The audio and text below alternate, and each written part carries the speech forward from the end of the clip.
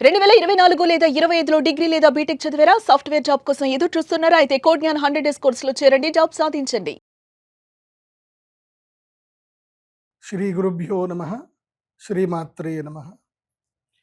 శ్రీకళ్యాణ గుణావహం రిపుహరం దుస్వప్నదోషాపహం గంగా స్నాన విశేష పుణ్యఫలదం గోదానతుల్యం నృణాం ఆయుర్వృద్ధిదముత్తమం శుభకరం సంతాన సౌభాగ్యదం నానాకర్మసు సాధనం సముచితం పంచాంగమాకర్ణ్యతాం సందర్శనం వితనుతే పితృదేవ నృణాం మాసాబ్దవాసరదళైరథవోర్ధ్వగం యత్ సవ్యం క్వచిదుపైత్యపసవ్యమేకం జ్యోతిఃపరం దిశతు వత్స్వమితాం శ్రియం నః. అచింత్యావ్యక్తరూపాయ నిర్గుణాయ గుణాత్మనే సమస్త జగదాధారమూర్తయే బ్రహ్మణే నమః. శ్రీమాత్రే నమః. శ్రీ గురుభ్యో నమః. సత్యాభిఘ్నకరాబ్జోత్థాన్ పంచాశద్వర్ష పూజకాన్ సత్యప్రమోద తీర్థార్యాన్ నౌమిన్యాయ సుధారతాన్ ఉత్తరాది మఠాధీశాన్ సీతాపత్యర్చకాన్ మునీన్ రఘుత్తమ సకాశస్థాన్ సత్యాత్మానాం గురూన్ భజే. శ్రీమాత్రే నమః. సమస్త హైందవ జాతికి, భారతీయులందరికీ, ముఖ్యంగా నా ప్రియమైనటువంటి తెలుగు ప్రజలందరికీ కూడా శ్రీ పరాభవనామ సంవత్సర ఉగాది శుభాకాంక్షలు. తిథేశ్చ శ్రియమాప్నోతి వారాత్ ఆయుష్యవర్ధనం నక్షత్రాత్ హరతే పాపం యోగాద్ రోగ నివారణం కరణాత్ కార్యసిద్ధి స్యాత్ పంచాంగ ఫలముత్తమం. మనము ప్రతిరోజు పంచాంగం వినాలి. అందులోనూ ముఖ్యంగా ఉగాది రోజున పంచాంగ శ్రవణము తప్పకుండా వినాల్సిందే. ఉగాది రోజున చేయవలసింది తైలాభ్యంగనము. తైలముతో చక్కగా ఒంటికంతా తైలం పూసుకొని చక్కగా స్నానం చేసి, సూర్య నమస్కారాలు చేసి, తల్లిదండ్రులకు నమస్కారం చేసి, నూతన వస్త్రాలు ధరించి, అదేవిధంగా షడ్రుచులు తీపి, చేదు, ఒగరు, కారము ఇవన్నీ కలిపి ఏదైతే ఉంటుందో ఉగాది పచ్చడి, ఉగాది పచ్చడిని ఈరోజు అందరూ సేవించాలి. అది భగవంతుడికి నైవేద్యం పెట్టి. అదేవిధంగా తల్లిదండ్రులకు నమస్కారం చేయాలి, గురువులకు నమస్కారం చేయాలి. ఈరోజు తప్పకుండా అందరూ కూడా పంచాంగ శ్రవణం చేయాలి. ఇక పరాభవనామ సంవత్సరం. ఈ పరాభవనామ సంవత్సరం యొక్క ముఖ్య ప్రధానంగా ఏమిటి అంటే పరాభవం. ఏంటి పరాభవం? అరే పరాభవం చూసావురా, పరాభవాలు చూస్తారా అంటే పరాభవం అంటే ఓడిపోవడం. ఇక్కడ నుంచి వీళ్ళు ఓడిపోతారు. ఎవరు ఓడిపోతారు? అందరూ ఓడిపోతారా అంటే కాదు. ఎవరైతే గనక మదగర్వముతో, దర్పముతో ఉంటారో, ఎవరైతే ప్రజలని ఇబ్బంది పెట్టాలని చూస్తారో, ఎవరైతే దేశ వినాశనాన్ని కోరుకుంటారో, ఎవరైతే ప్రజా వినాశనాన్ని కోరుకుంటారో, ఎవరైతే స్వార్థ చిత్తముతో ఉంటారో, ఎవరైతే కుళ్ళు రాజకీయాల్ని పెంపొందింపజేస్తారో, స్వార్థము గురించి మనుషుల్ని వాడుకుంటారో, స్వార్థం గురించి దేవుళ్ళని అడ్డంగా పెట్టుకొని మనుషుల్ని తమ బానిసలుగా మార్చుకుంటారో, అలాంటి వాళ్లకు ఇది పరాభవం. చెడ్డవాళ్లకు పరాభవం, మంచి వాళ్ళకి విజయ్. అర్థమవుతుంది కదా? అందుకే ఈ సంవత్సరం 2 రకాలుగా ఉంది. రౌద్రి, పరాభవం. అంటే ఎవరైతే గనక మదగర్వంతో ఉంటారో చెడ్డవాళ్ళందరికీ పరాభవము ఈ సంవత్సరం తప్పకుండా జరుగుతుంది. కాబట్టి మంచి వాళ్ళందరూ సంతోషంగా ఉండండి, మీకేం కాదు. చెడ్డవాళ్ళందరూ కూడా ఇక మీకు శిక్ష పడే సమయం వచ్చింది, పరాభవం వచ్చే సమయం వచ్చింది అనేది గుర్తుపెట్టుకోండి. ఈ సంవత్సరము జడ్జిమెంట్ ఇయర్.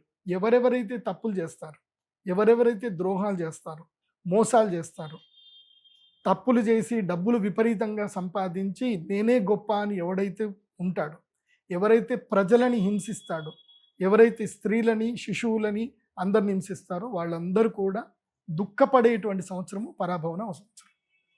ఇక రౌద్రినామ సంవత్సరం యొక్క లక్షణం ఏంది అని అంటే, రౌద్రం అంటే ప్రజలు ఆక్రందనలు చేస్తారు, ఆక్రోశాలకు వెళతారు, కోపాలకు వెళతారు, గొడవలు జరుగుతాయి, మత కల్లోలాలు జరుగుతాయి. ఇవన్నీ కూడా ఎక్కడ జరుగుతాయి? మహాకాళేశ్వరుడికి ఉత్తరం వైపు గంతే జరుగుతుంది. అంటే బెంగాల్ కానీ, బీహార్ కానీ, అదేవిధంగా హర్యానా కానీ, ఈ రాష్ట్రాలలో ఇక్కడ మత కల్లోలాలు ఎక్కువగా జరిగేటువంటి అవకాశం ఉంటుంది. ముఖ్యంగా మధ్యప్రదేశ్లోను, అదేవిధంగా ఉత్తరప్రదేశ్లోను కూడా మత ఛాందసవాదులు ఎక్కువ అవుతారు. వాళ్ళు చేసేటువంటి విచ్చలవిడితనాలకు సామాన్యులు కూడా బలయ్యే అవకాశం ఉంటుంది. ఈ సంవత్సరము కొన్ని రాష్ట్రాల్లో, ముఖ్యంగా వెస్ట్ బెంగాల్లో కానీ అక్కడ రాష్ట్రపతి పరిపాలన వచ్చేటువంటి అవకాశం ఉంటుంది. అదేవిధంగా ఈశాన్య రాష్ట్రాల్లో కూడా మళ్ళీ పూర్తిగా రాష్ట్రపతి పరిపాలన పెరిగేటువంటి అవకాశం ఉంటుంది. కశ్మీర్లోనూ మళ్ళీ రాష్ట్రపతి పరిపాలన కూడా వచ్చే అవకాశాలు ఈ సంవత్సరం మెరుగ్గా కనిపిస్తున్నాయి. అది కూడా సెప్టెంబర్ మాసంలో ఎక్కువగా ఉంటున్నాయి, భాద్రపద మాసంలో ఎక్కువగా కనబడే అవకాశాలు ఉన్నాయి. మరి ఈ సంవత్సరం మరి నవనాయకుల ఫలితాలు ఎలా ఉన్నాయో అడిగారుగా, తెలుసుకుందాం. ముందుగా పరాభవనామ సంవత్సరం. ఇప్పుడు కలియుగము గడిచి ఎన్ని సంవత్సరాలు జరిగిందని అంటే 5127 సంవత్సరాలు అయ్యింది. కలియుగం యొక్క మొత్తం ఎన్ని సంవత్సరాలు కలియుగం అంటే 42,000 సంవత్సరాలు కలియుగం ఉంటుంది. అందులోపల 5120 సంవత్సరాలు అయిపోయానంటే కలియుగంలో కేవలము 1.5% లోపలనే కలియుగం అయిపోయింది. ఇక అంటే సంధికాలం అయిపోయింది. వాస్తవమైన కలియుగం ప్రారంభమయ్యేది ఇప్పటి నుంచి ఎలా ఉంటుంది అని అంటే నీళ్ల కోసం కష్టాలు ప్రారంభమవుతాయి. జాగ్రత్తగా వినండి, నీళ్ల కోసం కష్టాలు ప్రారంభమవుతాయి. మీరు ఇప్పటి వరకు లీటర్ నీళ్లు 20 రూపాయలు పెట్టి కొనుక్కుంటున్నారుగా, ఇకపై 25 రూపాయలు అవుతుంది, తర్వాత 30 రూపాయలు అవుతుంది. రస పదార్థాలన్నీ కూడా, జల పదార్థాలన్నీ కూడా ధరలు పెరిగిపోతాయి. ఆయిల్ ధరలు పెరిగిపోతాయి, గ్యాసుల ధరలు పెరిగిపోతాయి. సో ఇక్కడి నుంచి వస్తువుల యొక్క ధరలు పెరుగుతాయి. కాబట్టి మీ యొక్క ఇన్కమ్ కూడా పెంచుకునే ప్రయత్నాలు చేయాలి. చెప్తాను, ఇంకా నవనాయకుల ఫలితాలు చెప్పినప్పుడు చాలా విషయాలు చెప్తాను. ఇప్పుడు ఎందుకు ఈ విషయం చెప్తున్నాను అంటే ఇది కలికాలము యొక్క వాస్తవమైన సిచ్యువేషన్స్ ప్రారంభమవడం మొదలవుతుంది. ఇప్పటి నుంచి మొదలవుతుంది. ప్రజల్లో దైవం పట్ల భయం ఎక్కువగా పెరుగుతుంది, దైవం పట్ల సానుకూలత పెరుగుతుంది, భయం ఎక్కువ అవుతుంది, పాపభీతి పెరుగుతుంది. కాబట్టి ఎక్కువగా దేవాలయాలకు వెళతారు, దేవుళ్ళని శరణాగతి వెళతారు, యజ్ఞ యాగాదులు ఎక్కువగా జరుగుతాయి. ఈ సంవత్సరము బాగుంది. ఈ సంవత్సరము రాజాది నవనాయకుల యొక్క ఫలితాలు చూద్దాము. దానికన్నా ముందు ఈ సంవత్సరం ఎలా ఉంటుంది, పరాభవనామ సంవత్సరం యొక్క పేరుతోటి ఏముంటుంది అని చెప్పారు. పార్థివైర్ మండలీకైశ్చ సామంతైర్ దండనాయకై పీడ్యంతే వై ప్రజా సర్వాః క్షుధార్థాశ్చ పరాభవే. పరాభవనామ సంవత్సరం ఎలా ఉంటుంది అనేది మనకి ఈ సంవత్సరం మొదల్లోనే తెలుస్తుందండి. ఏమని చెప్తున్నారు? పార్థివైర్ మండలీకైశ్చ సామంతైర్ దండనాయకై పీడ్యంతే ప్రజా పీడ్యంతే, ప్రజలు పీడింపబడతారు.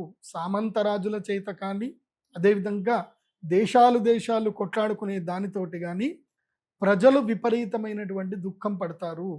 ఇది వాస్తవమే. పరాభవనామ సంవత్సరం మొదలయ్యింది. ఈరోజు పరాభవనామ సంవత్సరానికి దాదాపుగా 35వ రోజు 30వ రోజు అవుతుంది. సో పరాభవనామ సంవత్సరం మొదలై మనకి చంద్రగ్రహణము సూర్యగ్రహణం వచ్చింది. చంద్రగ్రహణం ఏ రోజైతే ఏర్పడిందో అదే రోజు యుద్ధం ప్రారంభమైంది. ఏది? ఇరాను, ఇజ్రాయిల్, అదేవిధంగా అమెరికా యుద్ధం ప్రారంభమైంది. ఇది మామూలు యుద్ధం అయితే కాదు, ఇది చాలా పెద్ద యుద్ధము. ఇది ప్రపంచ యుద్ధానికి దారి తీసేటువంటి యుద్ధము. ఇది జరుగుతుంది కూడా. ఇది ఒక ఆర్థిక సంక్షోభానికి ప్రజల్ని ముందుకు తీసుకెళ్తుంది. ఆర్థిక సంక్షోభం లోపలికి ప్రజలందరినీ నెడుతుంది. ఎక్కడో అక్కడ యుద్ధం జరిగింది, మనకేం జరగదు అని మాత్రం అనుకోవద్దు. దీనివల్ల ఏం జరుగుతుంది అని అంటే విపరీతమైనటువంటి సంక్షోభం ఏర్పడుతుంది. ముఖ్యంగా ప్రజల్లో నీటి ఎద్దడి ఏర్పడుతుంది. ఇప్పుడు మనం ఇరాన్ కానీ ఇరాక్ తీసుకున్నాం, సౌదీ అరేబియా, బెహ్రాను, తర్వాత అరబ్ కంట్రీ, ఎడారి దేశం అని అంటారు.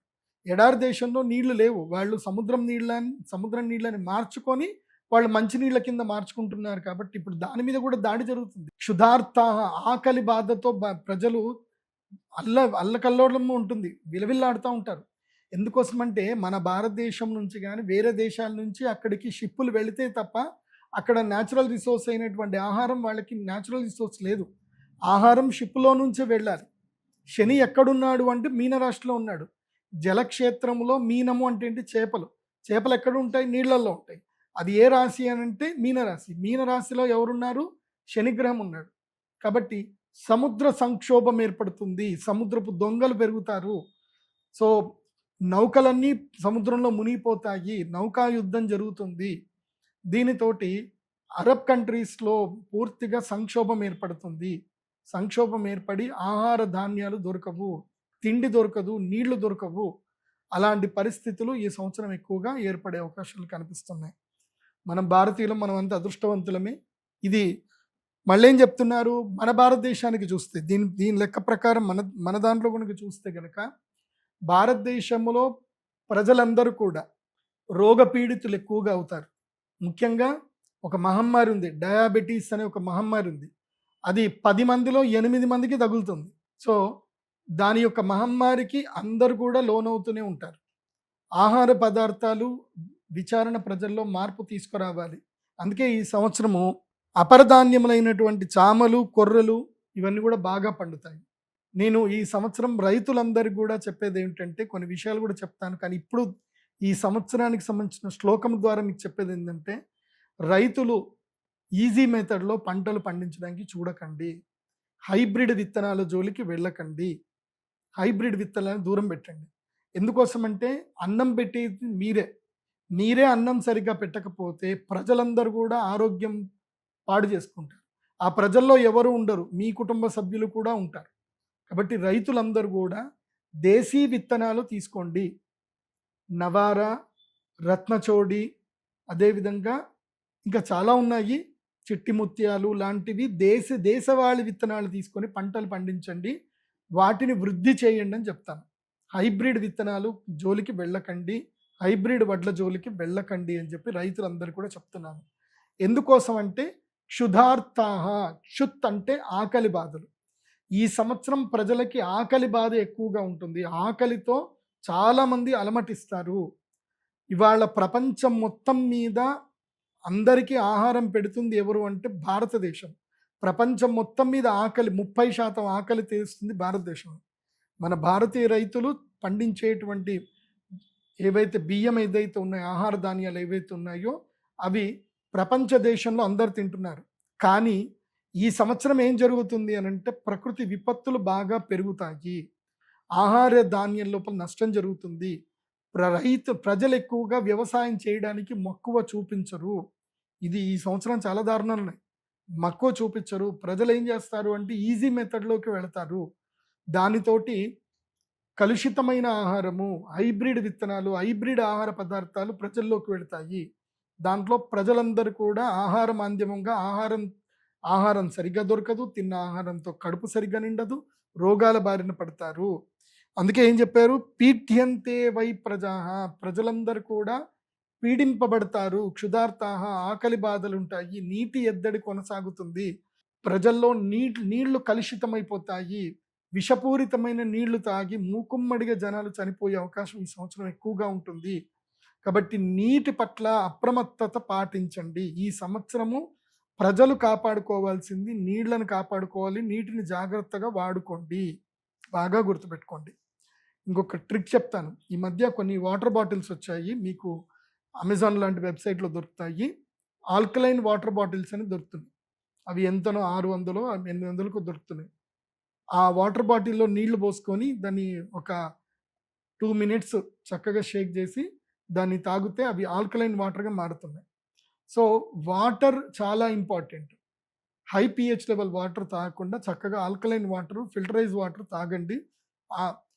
ముఖ్యంగా సిటీలలో ఉండేటువంటి వాళ్ళు బోర్ల మీద డిపెండ్ అవ్వకుండా వర్షపు నీటిని సేవ్ చేసుకోండి. అండ్ ఆహారం పట్ల, ఆహార భద్రత పట్ల ప్రజల్లో చైతన్యం తీసుకురావాలి ప్రభుత్వాలు. ఈ సంవత్సరం ఫుడ్ కార్పొరేషన్ ఆఫ్ ఇండియా చాలా గట్టిగా పనిచేయాలి. ఈ సంవత్సరం విరివిగా ఆహార పదార్థాలు దొరకవు, ఆహార సంక్షోభం ఏర్పడుతుంది, కూరగాయల సంక్షోభం ఏర్పడుతుంది. కాబట్టి దీని పట్ల కొంతమంది రైతులకు లాభం కలగొచ్చు, కానీ చాలామంది ప్రజలు మాత్రం కూరగాయలు, సరైన ఆహార పదార్థాలు దొరకక కలుషితమైన ఆహార పదార్థాలు తింటూ ప్రజలు ఇబ్బందులు పడే అవకాశం ఈ సంవత్సరం కనిపిస్తుంది. ఇదే పరాభవన సంవత్సరం యొక్క పేరు యొక్క ఆ శ్లోకానికి సంబంధించిన ప్రధానమైనటువంటి అర్థం. అట్లాగే రౌద్రినామ సంవత్సరం వచ్చింది. దాని యొక్క అర్థం ఏమిటి అని తెలుసుకుంటే, అన్యోన్య నృప సంక్షోభ చోరవ్యాఘ్రాదితో భయం మధ్యవృష్టిర్ అనర్ఘత్వం రౌద్రాబ్దే మధ్యమం ఫలం అన్యోన్య నృప సంక్షోభ. అన్యోన్య అంటే ఈ రాష్ట్రాలకు పడదు, దేశాలకు పడదు, ఇంటి పక్కోడికి పడదు, ఈ గల్లివాడికి ఆ గల్లివాడికి పడదు, ఈ సందులో ఉన్న వాళ్ళకి ఆ సందు వాళ్ళకి పడదు, ఈ ఊరు వాళ్ళకి ఆ ఊరు వాళ్ళకి పడదు. నీళ్ల వల్ల గొడవలు అవుతాయి, ఆహారం వల్ల గొడవలు అవుతాయి, మనుషుల వల్ల గొడవలు అవుతాయి. అన్యోన్య నృప సంక్షోభ, ఒకళ్ళనొకళ్ళు తిట్టుకుంటారు, ఒకళ్ళని చూసి ఒకళ్ళు ఓర్వరు, ఇవి జరుగుతాయి. చోరవ్యాఘ్రాదితో భయం, ఈ సంవత్సరం దొంగలు బాగా పెరిగిపోతారు.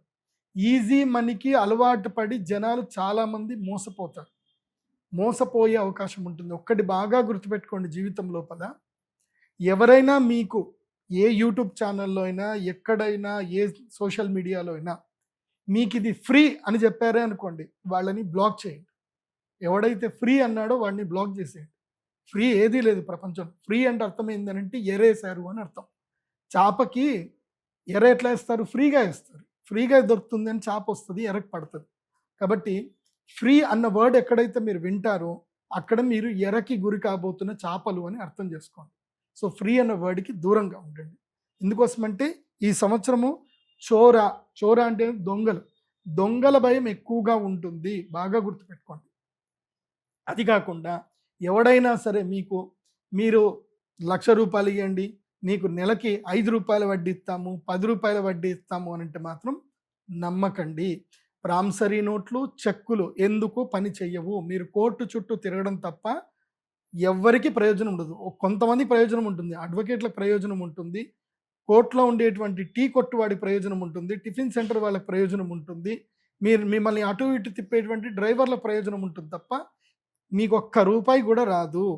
కాబట్టి ఈ ₹2 వడ్డీ మీకు బ్యాంకు వడ్డీ కన్నా ఎవరైనా ఎక్కువ వడ్డీ ఇస్తున్నారు అని చెప్పినా, ప్రామిసరీ నోట్ల మీద మీరు డబ్బులు వడ్డీలకు ఇచ్చినా మీరు మోసపోతారు. కాబట్టి ఈ సంవత్సరము దొంగల భయం ఎక్కువగా ఉంటుంది, మోసగాళ్ల భయం ఎక్కువగా ఉంటుంది.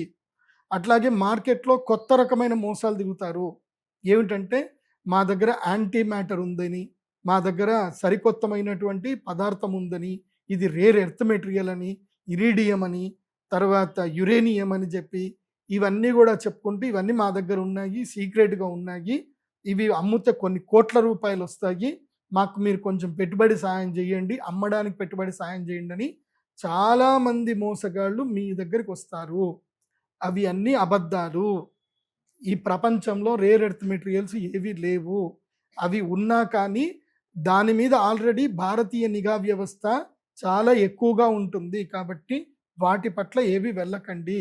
ఈ రైస్ పుల్లింగు వాటి మోసాల జోలికి వెళ్ళకండి. ఈ సంవత్సరము దొంగలు కొత్త మేకప్ వేసుకొని వస్తారు, సరికొత్త మేకప్ వేసుకొని దొంగలు వస్తారు. కాబట్టి ఈ సైబర్ మోసాలు కానీ, ఏది మిమ్మల్ని డిజిటల్ అరెస్ట్ చేసామని చెప్పి మీరు ఓటీపీలు చెప్పండి అను వెరైటీ వస్తారు.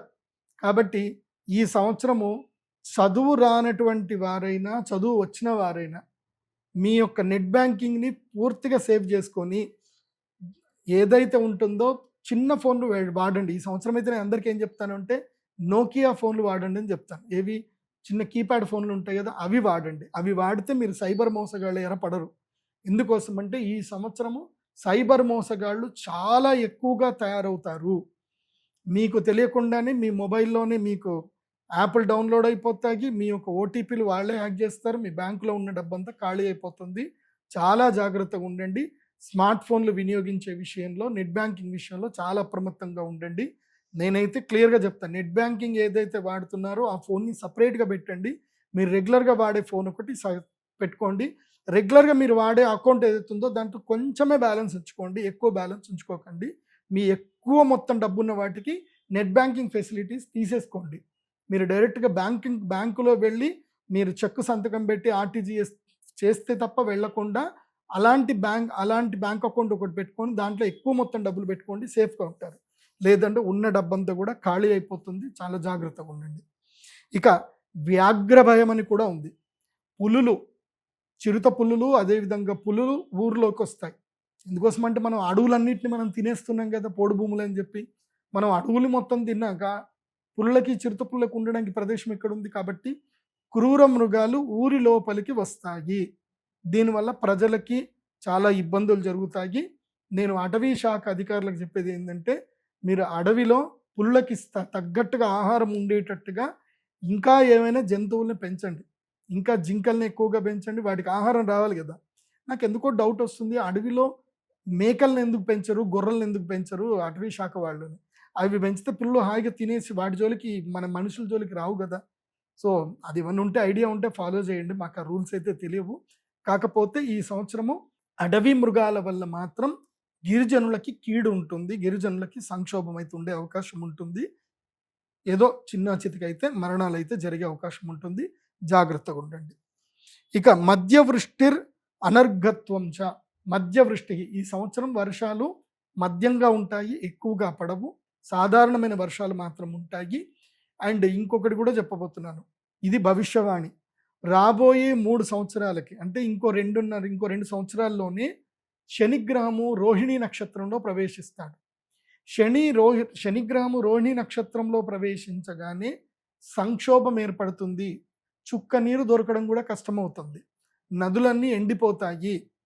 మీరు కల్కి సినిమా చూశారు కదా, అది ఆయన డైరెక్టర్ ఏమి మామూలుగా స్క్రిప్ట్ రాయలే, కరెక్ట్గానే రాశాడు. గంగ ఎండిపోతుంది, ఆఖరికి చుక్క నీరు కూడా పడనప్పుడు, గంగ ఎండిపోయినప్పుడు నేను పుడతాను అని చెప్పేసి అని కల్కి వస్తాడు అని చెప్పి అయితే చెప్పారు. అది వాస్తవమే.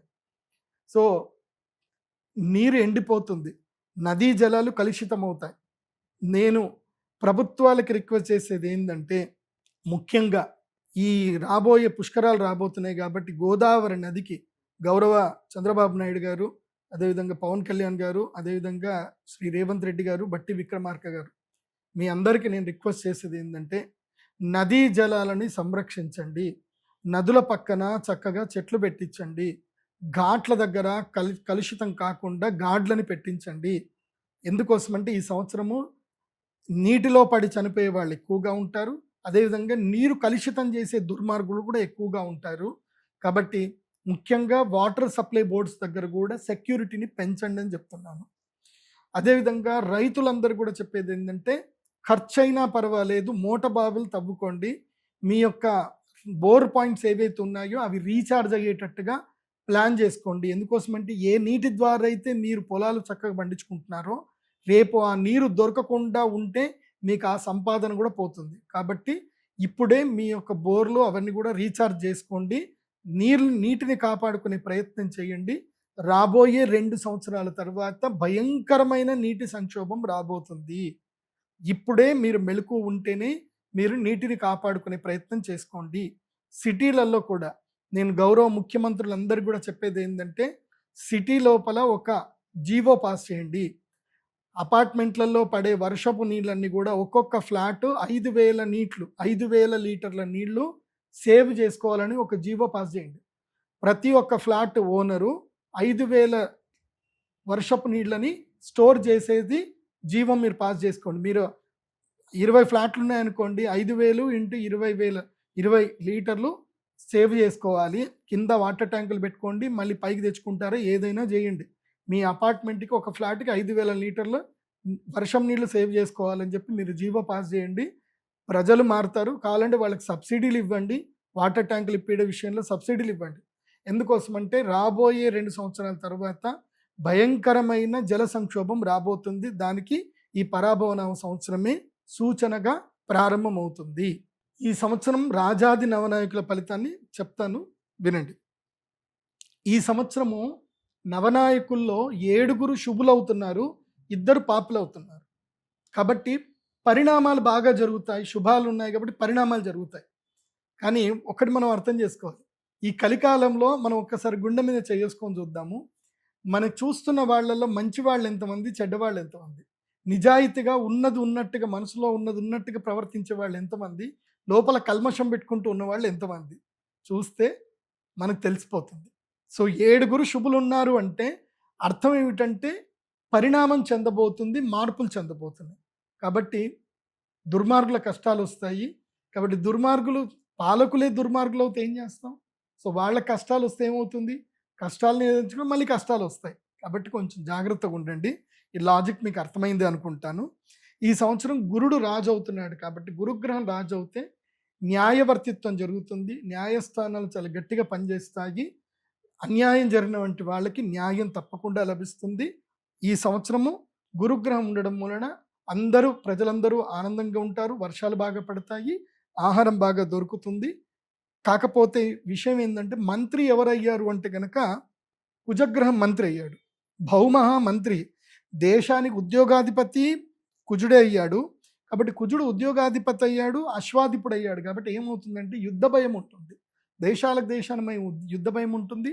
అదేవిధంగా రక్షణ శాఖకి బలమైన పగ్గాలు వస్తాయి. రక్షణ శాఖ చాలా గట్టిగా పనిచేస్తుంది. ఈ ఈ దేశంలో, భారతదేశంలో అయితే కొన్ని రాష్ట్రాల్లో, ముఖ్యంగా వెస్ట్ బెంగాల్లో మాత్రం ఎట్టి పరిస్థితుల్లో రాష్ట్రపతి పరిపాలన వస్తుంది. కాశ్మీర్లో కూడా రాష్ట్రపతి పరిపాలన ఏర్పడే అవకాశం ఈ సంవత్సరం ఉంటుంది. ఇక అర్ఘాధిప అంటే చక్కగా వర్షాలు. అర్ఘము అంటే ఏంటి? మేఘాలు. మేఘాలకు అధిపతి ఎవరు అంటే ఇందుహు, చంద్రుడు వచ్చాడు. కాబట్టి ఏం జరుగుతుందంటే వర్షాలు మంచిగానే పడితే కుంభవృష్టి పడుతుంది. ఈసారి కూడా క్లౌడ్ బస్ట్లు ఉంటాయి, బాగానే ఉంటుంది. సస్యాధిప, దేవాదయ అధిప. సస్యాధిప అంటే చక్కగా సస్యములు పెంచే విషయంలో కానీ, దేవాదయ అంటే దేవతలకు సంబంధించిన అధిపతి కానీ, దేవాలయాలకు అధిపతి కానీ ఈ సంవత్సరం గురువు అయ్యాడు. కాబట్టి ఈ సంవత్సరం ప్రజలు ఎక్కువగా భక్తి విశ్వాసాల పట్ల అప్రమత్తత చూపిస్తారు. ఎక్కువగా దేవాలయాలు ఎక్కువగా వెళతారు ప్రజలు. హుండీలలో మాత్రం డబ్బులు వేయకండి ప్రజలు. ఎందుకోసమంటే ఎండోమెంట్ పరిధిలో ఉన్న దేవాలయాల్లో డబ్బులు వేయకండి, హుండీలో డబ్బులు వేయకండి. యజ్ఞ యాగాదులు కర్మలు చేయండి. ఎవరైతే గురువులు, ఎవరైతే స్వాములు, శృంగేరి పీఠము, కంచి పీఠము, అదేవిధంగా ద్వారకా పీఠము, ఉత్తరాది పీఠము, ఉడిపి పీఠాధిపతులు, ఇలాంటి మఠాలకు వెళ్ళండి. అక్కడ పీఠాధిపతులకు మీరు గుళ్ళో వేయాలనుకున్నదంతా కూడా అక్కడ ఇవ్వండి. ఎందుకోసమంటే ధర్మాన్ని కాపాడుతుంది పీఠాధిపతులు. వాళ్ళు చెప్పడం వల్ల, మాలాంటి శిష్యులను వాళ్ళు తయారు చేయడం వల్ల, మేము మీ అందరికీ చెప్పడం వల్ల దేవాలయాలు అందరికీ వెళుతున్నారు. కాబట్టి ఆ దేవాలయాల్లో మీరు వేశారనుకోండి, మీరు హుండీలో వేసిన డబ్బులు నిరర్థకంగా పోతున్నాయి. కాబట్టి హుండీలో డబ్బులు వేయకండి. మఠాలలో పీఠాధిపతుల దగ్గరికి వెళ్ళి అక్కడ డబ్బులు వేయండి. ఎందుకోసమంటే ఈ సంవత్సరం యజ్ఞయాగాది కర్మలు పెరుగుతాయి, ధర్మం వృద్ధి జరుగుతుంది, గోసంపద వృద్ధి జరుగుతుంది. ఎవరైతే గోవులను కాపాడుతున్నారో, ధర్మాన్ని కాపాడుతున్నారో వాళ్ళతోటి మీరు అందరూ ఉండండి. ఇక సేనాధిపతి ఎవరు అవుతున్నారు అంటే ఇందుహు. ఈ సంవత్సరము చంద్రుడే అవుతున్నాడు, సేనాధిపతి కూడా చంద్రుడే అవుతున్నాడు. కాబట్టి ఈ సంవత్సరము బియ్యం ధరలు బాగా పెరుగుతాయి, దేశవాళీ బియ్యానికి ధరలు బాగా పెరుగుతాయి, బాగుంటుంది. సైన్యం కూడా గట్టిగానే పనిచేస్తారు. ఇక పరీక్షకుడు, గ్రామ నాయకుడు గురువు అవుతున్నారు. ఇది చాలా అద్భుతము. ఈ సంవత్సరం పరీక్షించేటువంటి వాడు అంటే ఎన్ఫోర్స్మెంట్ డైరెక్టర్ ఎవరైతే ఉంటారో ఆయన గురువు ఈ సంవత్సరం. సో అందరినీ ఎగ్జామినేషన్ చేస్తాడు. ఈ సంవత్సరము గ్రామ సర్పంచులు కానీ, గ్రామాధికారులు కానీ, గ్రామ వికాసం ఏర్పడుతుంది. గ్రామంలో ఉన్న ప్రజలందరూ కూడా ఐకమత్యంగా ఉండి తమ గ్రామం లోపల సహకార సంఘాలు పెట్టుకొని ప్రజలు డెవలప్ అవుతారు. ఈ సంవత్సరం నుంచి గ్రామాల్లో అవేర్నెస్ ఎక్కువగా పెరుగుతుంది, బాగుంటుంది ఈ సంవత్సరం. తర్వాత రసాధిపుడు, తర్వాత వస్త్రాధిపుడు శని అయ్యాడు. కాబట్టి నల్లని భూములు, నల్లటి పంటలు కానీ, నల్ల నువ్వులు కానీ, మినుములు కానీ, నల్లటి ఆహార పదార్థాలన్నిటికీ మంచి ధరలు వస్తాయి. ఈ సంవత్సరం వస్త్రాలకు ధర విపరీతంగా పెరుగుతుంది. తర్వాత గ్రామపాలకుడు, రత్నాధిపుడు అవుతున్నాడు. ఇందుహు అంటే సూర్యుడు, గ్రామాధిపుడు సూర్యుడు అవుతున్నాడు. కాబట్టి ఇది కూడా చాలా మంచిదే. ప్రజలు బాగుంటారు, వాళ్ళందరూ కూడా కలిసికట్టుగా వాళ్ళ పనులు వాళ్ళు చేసుకుంటారు. ఈ సంవత్సరం మహిళారాతులు ఎక్కువగా పెరుగుతారు, డ్వాక్రా సంఘాలు ఎక్కువగా పెరుగుతుంది. మహిళలందరూ కూడా కలిసి సొంతగా ఏవైతే కనుక పరిశ్రమలు పెట్టడం అనేది ఈ సంవత్సరం చాలా ఎక్కువగా ఉంటుంది. దానికి తెలుగు రాష్ట్రాల ప్రభుత్వాలు కూడా వాళ్ళకి సహకరిస్తే, బ్యాంకులు సహకరిస్తే ఇంకా మంచిది. తర్వాత ఈ సంవత్సరం వృక్షాలకు అధిపతి కూడా బుధుడు అవుతున్నాడు. కాబట్టి తుఫాన్లు ఎక్కువగా వచ్చేటువంటి అవకాశం ఉంటుంది. ముఖ్యంగా శ్రీకాకుళము, తూర్పుగోదావరి జిల్లా, విశాఖపట్నం, విజయనగరము ఈ ప్రాంతం లోపల తుఫాను ప్రభావాలు ఎక్కువగా పడేటువంటి అవకాశం ఉంటుంది. కాబట్టి ఈ సంవత్సరం తొందరగానే పంటలు వేసుకొని ఆశ్వేజ మాసం అంటే కార్తీక మాసం లోపలనే పంటలు కోసుకునే ప్రయత్నం చేయండి. తర్వాత పంటలన్నీ మునిగిపోయే అవకాశం ఉంటుంది. కాబట్టి జాగ్రత్తగా ఉండండి. అది నేను కోస్తా జిల్లాలకైతే ఇది చెప్పడం జరుగుతుంది. ఇక నీరసాధిప, ఈ సంవత్సరం కుంకుమ పువ్వు, కర్పూరం. నీరసాధిప ఎవరవుతున్నాడంటే గురుడు అవుతున్నాడు. కాబట్టి కుంకుమ పువ్వు ఈ మధ్య చాలామంది ఇళ్లలోనే ఏసీలు పెట్టేసి కుంకుమ పువ్వు పెంచుతున్నారు. సుమన్ టీవీలో కూడా వీడియో చూశాను, బాగుంది. మీరు కూడా పని చేసుకోండి. కుంకుమ పువ్వు, అదేవిధంగా పుట్టగొడుగులు, ఇవి మీరు ఇళ్లలో పెంచుకోండి. ఈ సంవత్సరం చాలా డిమాండ్ ఉంది. అదేదో కొన్ని రకమైన పుట్టగొడుగులట కిలోకి 5 లక్షలట. అలాంటివి ఏమైనా ఉండి ఇంట్లో మీరు ఏసీలు పెంచుకొని కరెంటు బిల్లు సంవత్సరం మొత్తం మీద ₹1,00,000 అయినా పర్వాలేదు. ఓ 20 కిలోలు వచ్చిందంటే చక్కగా అపార్ట్మెంటే కొనుక్కోవచ్చు, ఫ్లాట్ కొనుక్కోవచ్చు, లేదంటే ఇండిపెండెంట్ హౌస్ కట్టుకోవచ్చు. కాబట్టి పుట్టగొడుగులకి ఈ సంవత్సరం బాగా డిమాండ్ ఉంది. గురువు నీరసాధిపతి అయ్యాడు కాబట్టి ఈ సంవత్సరము కుంకుమ పువ్వు, కర్పూరము, అగరు, చందనము, పన్నీరు, పాదరసము, తర్వాత ఉప్పు, తర్వాత పసుపు, వీటి ఉత్పత్తి బాగా పెరుగుతుంది. తర్వాత గణకః సర్పాధిపః, లెక్కలు పెట్టేటువంటి ఫినాన్షియల్ మినిస్టర్ ఎవరు అంటే ఈ సంవత్సరము శని అయ్యాడు. శని ఫినాన్షియల్ మినిస్టర్ అయ్యాడు అంటే కుంభకోణాలన్నీ బయటపడతాయి. ఈ సంవత్సరం భయంకరమైన కుంభకోణాలు బయటపడతాయి. 2 రాష్ట్రాల ముఖ్యమంత్రులు మారిపోతారు.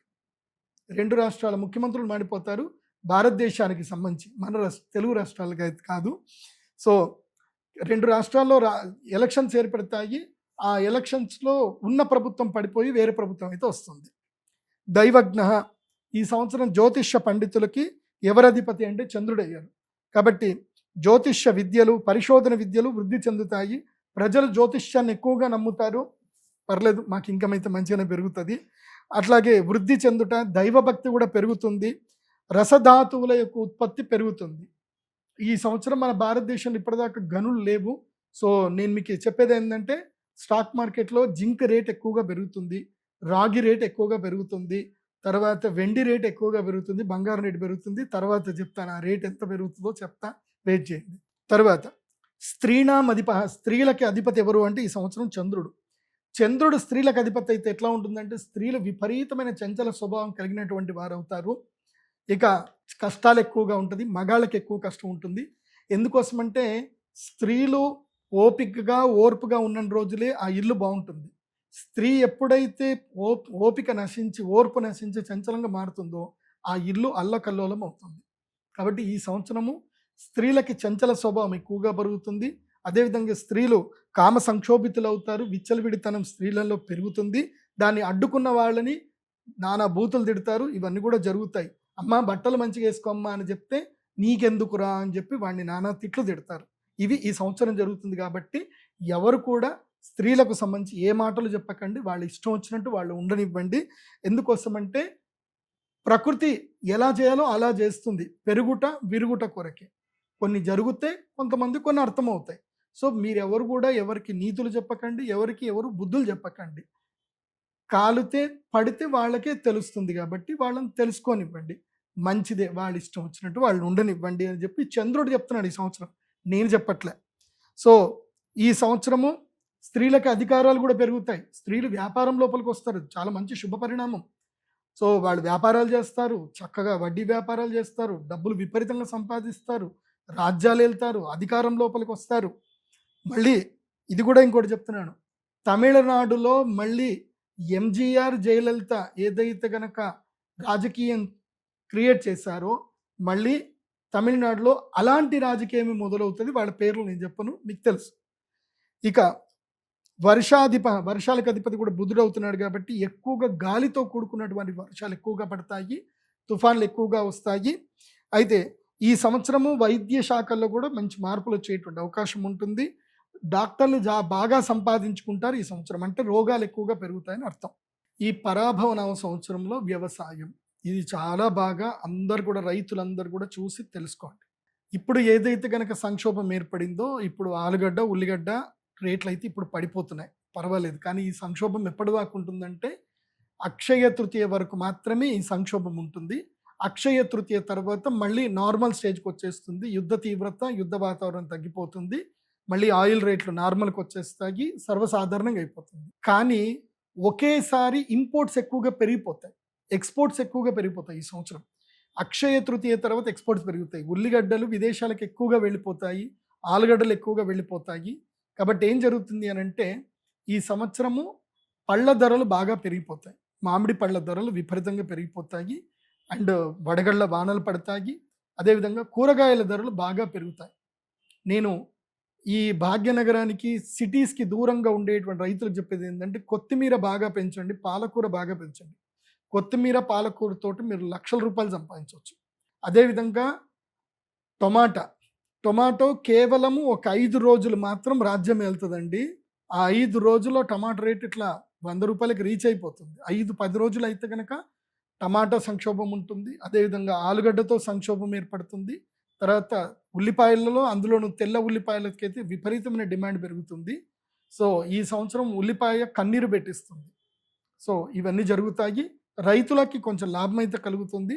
కానీ సామాన్య ప్రజలకు, రిటైలర్స్ ఎవరైతే ఉంటారో కొనుక్కునేటువంటి ప్రజలకు మాత్రం అమ్మా! ఉల్లిపాయ ధర పెరిగిపోయిందే అని బాధ అయితే కలుగుతుంది. కాబట్టి అక్షయ తృతీయ తర్వాత జూన్, జూలై నెలల్లో ఏదైనా ఒక 10 రోజులు మాత్రం ముఖ్యంగా టమాటా రైతులకు మాత్రం లాభం వచ్చే అవకాశం ఉంటుంది.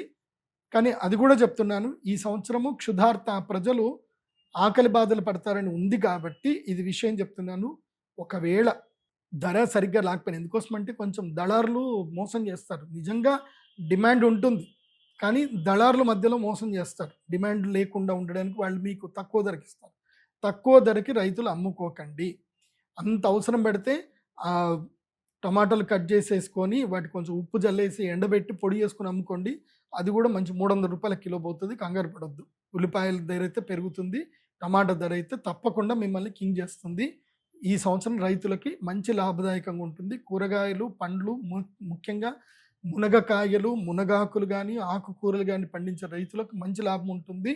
అదేవిధంగా బ్రొకోలీ అనే ఒక పంట ఉంటుంది, గోబీ లాంటిది. అది కూడా మంచి లాభదాయకం ఇస్తుంది. ఈ సంవత్సరం రైతులకైతే లాభంగా ఉంది. వరి విషయంలో మాత్రం బాయిల్డ్ రైస్ మాత్రం సేల్ చేయకండి. రైతులు సొంతగానే నవారా లేదా చిట్టి ముత్యాలు లేదా రత్నచౌడి, ఇక ఏవైనా దేశవాళీ రకానికి సంబంధించిన విత్తనాలను పెట్టి పండించే ప్రయత్నం చేయండి. రైతులకు ఇది చాలా మంచిది. నేను మళ్ళీ చెప్తున్నాను, అది 160 రూపాయల కేజీ అంటే 10,000 రూపాయలకు పైగా ఒక క్వింటాల్ వెళ్తుంది. నవారా, రత్నచౌడి అలాంటి బియ్యం పెట్టండి, మంచి జరుగుతుంది. అలాంటి వడ్లు పెట్టండి, బాగుంటుంది. పరాభవన సంవత్సరంలో ఇక్కడ ఆల్రెడీ చెప్పారు ఏంటంటే రాజులు కొట్లాడుకుంటారు అని చెప్పారు. ఇక్కడ ఏం జరుగుతుందనంటే సింపుల్ చెప్పాలి అంటే కెమెరాల ముందేమో అరుచుకుంటారు, కెమెరాల వెనుకేమో చక్కగా పార్టీలు చేసుకుంటారు.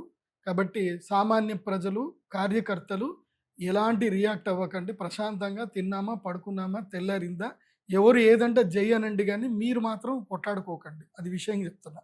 ఎందుకోసం అంటే వాళ్ళు కొట్లాడుకుంటున్నారని చెప్పి రాజులు ఎప్పుడు యుద్ధంలో దిగరు. సైనికులే యుద్ధంలో దిగుతారు. నష్టపోయేది సైనికులే. ఇది బాగా మీరు గుర్తుపెట్టుకోండి.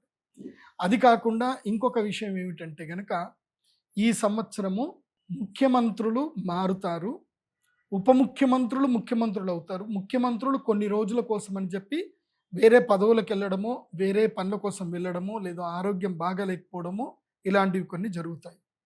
అదేవిధంగా తమిళనాడు రాజకీయంలో మళ్ళీ పునరావృతం అవుతుంది. తమిళనాడు రాజకీయం పునరావృతం అవుతుంది. ఎంజీఆర్, జయలలిత ఎలాగైతే ఉన్నారో అలాగే కొత్తగా ఒక నటుడు, ఒక నటీమణి వాళ్ళు ఎంజీఆర్ గారి వృత్తాంతంని మళ్ళీ వాళ్ళు రిపీట్ చేస్తారు. తమిళనాడులో మళ్ళీ అదే రాజకీయం మొదలవుతుంది. సో భవిష్యత్తులో తమిళ రాజకీయం లోపల మళ్ళీ ఒక స్త్రీ ముఖ్యమంత్రి కాబోతుంది. దానికి ఇప్పుడు సన్నాహాలు ప్రారంభమవుతాయి. కాకపోతే ఇంకొక 7 సంవత్సరాలు పడుతుంది. 7-8 సంవత్సరాలు, 10 సంవత్సరాల తర్వాత ఆమెనే ముఖ్యమంత్రి అవుతుంది. సో ఆమె ఎవరో మీకు తొందరగా మీకు కూడా తెలుస్తుంది. చెప్తాను, అక్కడ ప్రారంభమైనప్పుడు చెప్తాను. ఇప్పుడే పేర్లు చెప్పడం వద్దు. కాబట్టి వాళ్ళు కూడా ముఖ్యమంత్రులు అయ్యే అవకాశం ఉంటుంది. మళ్ళీ తమిళనాడులో ఒక నటుడు మళ్ళీ ముఖ్యమంత్రి అయ్యే అవకాశాలు ఎక్కువగా ఉంటాయి. కానీ ఈ సంవత్సరం కాదు, ఈ ఎలక్షన్లో గెలవరు. కానీ వచ్చే ఎలక్షన్లో మాత్రం తప్పకుండా విజయ్ ముఖ్యమంత్రి అయ్యే అవకాశం అయితే ఉంటుంది. తలపతి విజయ్ ముఖ్యమంత్రి అవుతాడు, కానీ ఈ సంవత్సరం కాదు. ఎట్లాగైతే పవన్ కళ్యాణ్ గారికి ఎట్లాగైతే రాజకీయంగా కొన్ని ఒడిదుడుకులు ఎదురయ్యాయో అట్లాగే విజయ్ గారికి కూడా ఒడిదుడుకులు ఎదురవుతాయి. కానీ కనీసం ఒక లెవెల్లో ఒక 20-30 సీట్లు అయితే తప్పకుండా గెలుచుకుంటారు. ఆయన విజిల్ గుర్తు తప్పకుండా. భవిష్యత్తులో విజిల్ బాగా గట్టిగా మోగుతుంది, ఇప్పుడైతే మోగదు. అది చూసుకోవాలి. ఇంకా చెప్పాలి అని అంటే రాజకీయం లోపల భారతీయ జనతా పార్టీలో కొన్ని చీలికలు వస్తాయి. సెంట్రల్లో నుంచి కొన్ని చీలికలు వస్తాయి, కొన్ని సంక్షోభాలు ఏర్పడతాయి. మళ్ళీ ఇంటర్నల్గా దాన్ని క్లారిఫై చేసుకుంటారు, క్యూర్ చేసుకుంటారు. కాకపోతే ఏంటంటే భవిష్యత్తులో కొన్ని సంక్షోభాలు జరిగి ఈ ప్రభుత్వం ఇంకా సెంట్రల్లో బీజేపీ ఉండదేమో అన్నంతగా సంక్షోభం క్రియేట్ అవుతుంది. కానీ భవిష్యత్తులో ఎట్టి పరిస్థితుల్లో సెంట్రల్లో బీజేపీ ఉండే అవకాశం ఉంటుంది. కాకపోతే కొన్ని జరుగుతాయి కదా! చాలా సంవత్సరాలు జరిగింది కాబట్టి, ఈ సంవత్సరం పరాభవం కాబట్టి, మంచిగా లేదు కాబట్టి చిన్న చిన్న సంక్షోభాలైతే జరుగుతాయి గానీ, మరీ ప్రభుత్వాలు కూలిపోయేంత సంక్షోభం అయితే ఈ సంవత్సరం ఉండదు. అదేవిధంగా ఈ సంవత్సరం లోపల ముఖ్యంగా వెస్ట్ బెంగాల్‌లో రాష్ట్రపతి పరిపాలన వచ్చేటువంటి అవకాశం ఎక్కువగా అనిపిస్తుంది. అది కూడా దసరా నవరాత్రుల సమయంలో కొన్ని సంక్షోభాలు ఏర్పడతాయి. సో, ఇక్కడ బంగ్లాదేశ్ నుంచి కూడా కొన్ని సంక్షోభాలు వస్తాయి. మళ్ళీ పాకిస్తాన్ కూడా కొన్ని ఎట్లాగే ఉంటది కదా! వాళ్ళ పనే అది. సో, ఈ సంవత్సరం కొంచెం తీవ్రతరం ఎక్కువగా ఉంటుంది. మళ్ళీ బాంబులు అట్లాంటివి ఉంటాయి, తీవ్రవాదుల చర్యలు. దీనికి ప్రభుత్వాలు కొంచెం గట్టిగా చర్యలు తీసుకుంటే బావుంటుంది. తెలుగు రాష్ట్రాల విషయానికొస్తే గనక, తెలుగు రాష్ట్రాల్లో పెద్దగా రాజకీయ సంక్షోభం ఏముండదు. ఎట్లుంది అట్లాగే ఉంటుంది. కాకపోతే తెలంగాణ రాష్ట్రంలో కొత్తగా ముగ్గురికి మంత్రి పదవులొస్తాయి. అదేవిధంగా తెలుగు రాష్ట్రాల్లో కూడా ఇంకొక ఇద్దరికి లేదా నలుగురికి మంత్రి పదవులొచ్చే అవకాశం ఉంటుంది. కాకపోతే ప్రజల యొక్క మన్నల్ని ఎక్కువగా పొందలేకపోతారు తెలుగు రాష్ట్రాల్లో ఉన్నటువంటి మంత్రులు, ముఖ్యమంత్రులు. ప్రజల మన్నల్ని పొందడానికి ప్రయత్నాలు చేస్తారు గానీ, ప్రజల మెప్పుని పొందలేకపోతారు. అది జరుగుతుంది. గురుగ్రహము కర్కాటక రాశి వైపు ప్రయాణించే సమయం ఎప్పుడైతే వస్తుందో, గురుగ్రహం కర్కాటక రాశి లోపలికి ఎంటర్ అయ్యేంతసేపు యుద్ధ భయం అయితే ఉంటుంది. జూన్ వరకు యుద్ధ భయం ఉంటుంది. అక్షయ తృతీయ వరకు తీవ్రంగా ఉంటుంది. అక్షయ తృతీయ తర్వాత యుద్ధ భయం తగ్గుతుంది. కానీ ఇది భవిష్యత్తులో వరల్డ్ వార్ 3కి దారి తీసే అవకాశం అయితే ఉంటుంది. ఇక్కడ బీజం మాత్రమే పడుతుంది కానీ వరల్డ్ వార్ 3 అయితే ఇప్పుడు ఏర్పడదు. ఎప్పుడైతే శనిగ్రహము వృషభ రాశి లోపలికి ఎంటర్ అవుతాడో అప్పుడు వరల్డ్ వార్ 3కి ప్రారంభమవుతుంది. అప్పుడు సంక్షోభాలు విపరీతమవుతాయి, నీటి సంక్షోభాలు పెరుగుతాయి, ఆయిల్ కూడా సంక్షోభం పెరుగుతుంది. అప్పుడు తీవ్రతరమైనటువంటి జరుగుతుంది. ఇప్పుడు యుద్ధము అక్షయ తృతీయ వరకు, అంటే ఏప్రిల్ 17వ తారీఖు వరకు యుద్ధం సమసిపోతుంది. మళ్ళీ నార్మల్ స్టేటస్కి వచ్చేస్తుంది. కాకపోతే ఆహార పదార్థాలు, ధాన్య విషయంలో మాత్రం ఇది ఉంటుంది. మన భారతదేశానికి మాత్రం రెసెషన్ వచ్చే అవకాశం ఉంటుంది. మళ్ళీ ఇన్ఫ్లేషన్ బాగా పెరుగుతుంది. ఆర్థిక సంక్షోభం మాత్రం భారతదేశంలో ఏర్పడే అవకాశాలు చాలా ఎక్కువగా ఉంటుంది. నూనె పదార్థాలు పెరుగుతాయి, ఆహార ద్రవ్య పదార్థాలు విపరీతంగా రేట్లు పెరిగిపోతాయి. ఆయిల్ రేటు మాత్రం ఇప్పుడైతే మన తెలుగు రాష్ట్రాల్లో ₹110, అంటే మొత్తం కలిపి ₹100 యావరేజ్‌లో పెట్రోల్ ధర ఉంది కదా! ఇది మాత్రం తప్పకుండా 10% పెట్రోల్ ధరలు, తర్వాత డీజిల్ ధరలు మాత్రం పక్కా పెరుగుతాయి. దాంట్లో డౌట్ లేదు. ఇంకా యుద్ధాలు చెప్పాలంటే ఇప్పుడు రష్యా, ఉక్రెయిన్ యుద్ధము ఇది నివురుగప్పిన నిప్పులాగా కంటిన్యూ అవుతానే ఉంటుంది. అదేవిధంగా ఇప్పుడు ఏదైతే యుద్ధ ప్రభావం ఏదైతే ఉందో, ఇవి రాష్ట్రాలకి మధ్యన అడపాదడపా చిన్నా చితకా యుద్ధాలైతే కంటిన్యూగా ఉంటాయి. యుద్ధం మొత్తం ఆగిపోవడం అయితే ఉండదు. ఎక్కడో ఒక చోట యుద్ధం ఉంటానే ఉంటుంది. అది సంక్షోభం ఏర్పడుతుంది. ఇంకోటి ఏంటంటే మెక్సికోలోను ఈ అమెరికా ప్రభుత్వము, మెక్సికో అదేవిధంగా వెండి ఎక్కువగా ఎక్కడైతే లభ్యత ఉంటుందో ఆ దేశాల మీద ఆధిపత్యం పొందడానికి ప్రయత్నం చేస్తుంది. ఇప్పటి వరకు ఆయిల్ ఉండేటువంటి దేశాల మీద ఆధిపత్యం కోసం ప్రయత్నం చేసింది.